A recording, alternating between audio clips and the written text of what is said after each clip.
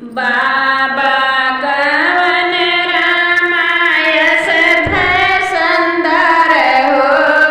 घोड़े चढ़ी लावै हर दिया कै गाँठ हो, घोड़े चढ़ी लावै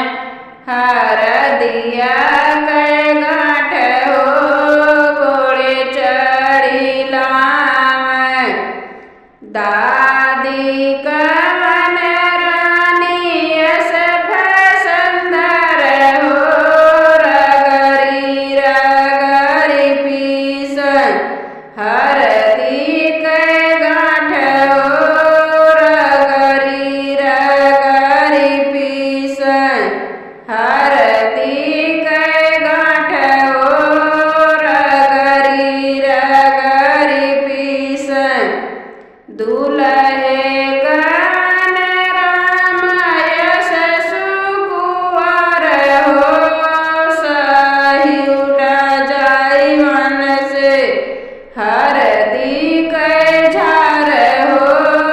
सही उठ जाई मन से हरदी कै झारी हो,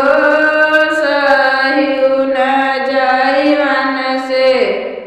पापा कवन रामायस भय सुंदर हो,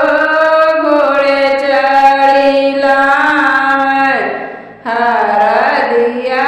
कै गाँठ हो,